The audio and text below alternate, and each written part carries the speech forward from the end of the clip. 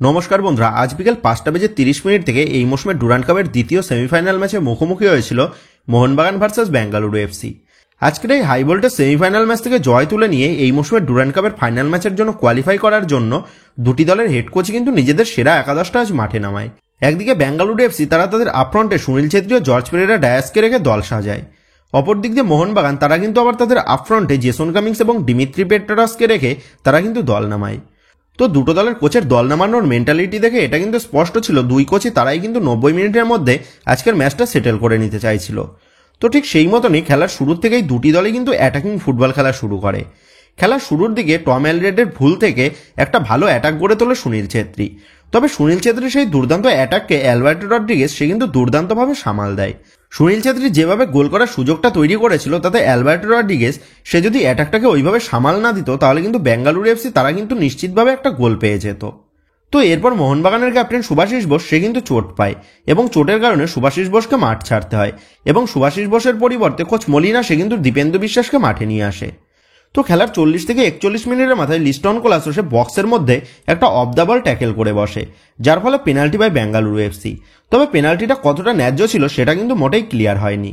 তো যে পেনাল্টি থেকে সুনীল ছেত্রী গোল করে বেঙ্গালুরু এফসিকে 1-0 গোলে লিড এনে দেয় এবং এরপরই লিস্টন কোলাসো সে কিন্তু দুর্দান্ত একটা শট নেয় বেঙ্গালুরু এফসির গোল পোস্টের দিকে, কিন্তু লিস্টন কোলাসোর নেওয়া শটটা বার পোস্টে লেগে বাইরে চলে যায়। এরপরই আবার জেসন কামিংস সে কিন্তু একটা দুর্দান্ত ভলি নেয়, তবে সেই বলটাও জালে চড়ায়নি। এরপরই আবার অ্যালবার্টো রড্রিগেজের নেওয়া হেডটা আবারও কিন্তু সেই বেঙ্গালুরু এফসির বার পোস্টে লেগে বলটা জালের বাইরে চলে যায়। তো গোল খাওয়ার পর মোহনবাগান তারা কিন্তু 2 থেকে 3 মিনিটের মধ্যে মোট 3টে অ্যাটাক করে, যার মধ্যে 2টো শটই কিন্তু বার পোস্টে লেগে ফিরে আসে। তো যাই হোক, এইভাবেই শেষ পর্যন্ত 0-1 গোলে পিছিয়ে থেকে প্রথমার্ধের হাই ভোল্টেজ ম্যাচ কিন্তু শেষ করে মোহনবাগান। এরপর দ্বিতীয়ার্ধের শুরুর দিকেই বেঙ্গালুরু এফসি ভালো একটা অ্যাটাক গড়ে তোলে এবং সেই বলটা বিশালকায় সেভ করতে যাওয়ার সময় বিশালকায় বলটা মিস করে এবং সেই বল থেকে জর্জ পেরেরা ডায়াস দুর্দান্ত একটা পাস বাড়ায় ভিনিত ভেঙ্কাটেশের উদ্দেশ্যে এবং ভিনিত ভেঙ্কাটেশ সেই বল থেকে ফাঁকা জালে বল জড়িয়ে বেঙ্গালুরু এফসিকে 2-0 গোলে লিড এনে দেয় এবং মোহনবাগান তারা 0-2 গোলে পিছিয়ে পড়ার পর মোহনবাগান কোচ মলিনা সে কিন্তু গ্রেগ স্টুয়ার্টকে মাঠে নামায় এবং গ্রেগ স্টুয়ার্ট মাঠে নামার পর মোহনবাগানের আক্রমণের ঝাঁজটা কিন্তু আরও বেড়ে ওঠে, যার ফলে মোহনবাগান দল তারা কিন্তু একাধিকবার আক্রমণ গড়ে তোলে বেঙ্গালুরু এফসির বার পোস্টের দিকে।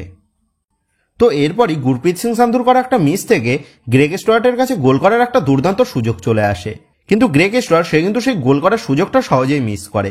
তবে এরপরই মনবীর সিংকে বক্সের মধ্যে ফাউল করে বসে রাহুল বেকে, যার ফলে পেনাল্টি পায় মোহনবাগান। আর সেই পেনাল্টি থেকে দিমিত্রি পেট্রাস কিন্তু গোল করে মোহনবাগানের হয়ে এবং এই গোল করার পরই মোহনবাগান তারা কিন্তু আক্রমণের পর আক্রমণ গড়ে তোলে বেঙ্গালুরু এফসির বার পোস্টের দিকে। এরপর খেলার 85 মিনিটের মাথায় দিমিত্রি পেট্রাসের কর্নার কিকের ফিরতি বল থেকে অনিরুদ্ধ থাপা দুর্দান্ত একটা শট নিয়ে বেঙ্গালুরু এফসির জালে বল জড়িয়ে দেয়, যার ফলে কিন্তু অবশেষে শেষ মুহূর্তে এসে মোহনবাগান তারা কিন্তু 2-2 ফলাফল করে এবং 2-2 ফলাফলে ম্যাচটা ড্র করার পর আজকের ম্যাচটাও কিন্তু সেই কোয়ার্টার ফাইনালের মতন পেনাল্টি শুট আউটে যায় এবং হাই ভোল্টেজ পেনাল্টি শুট আউটে মোহনবাগান তারা কিন্তু আজ বেঙ্গালুরু এফসিকে হারিয়ে তারা কিন্তু আরও একবার ডুরান্ড কাপের ফাইনাল ম্যাচের জন্য এই মৌসুমে তারা কোয়ালিফাই করে গেল। তো বন্ধুরা, আজকের মোহনবাগান দলের খেলা থেকে তোমাদের কেমন লাগলো তা কিন্তু অবশ্যই নিচে কমেন্ট করে জানিয়ে দিও। তো এই মোহনবাগান দলের অ্যাটাক পজিশনটা ভালো হলেও মোহনবাগান দলের ডিফেন্স লাইন নিয়ে কিন্তু অনেকটাই কাজ করতে হবে এখনো মলিনাকে, সেটা কিন্তু বলাই যায়। তো যাই হোক বন্ধুরা, আজকের খেলাটা তোমাদের কেমন লাগলো তা কিন্তু অবশ্যই নিচে কমেন্ট করে জানিয়ে দিও মনে করে। তো বন্ধুরা, এই ভিডিওটা এটুকুই ছিল। তো আসি বন্ধুরা, দেখা হচ্ছে পরের ভিডিওতে।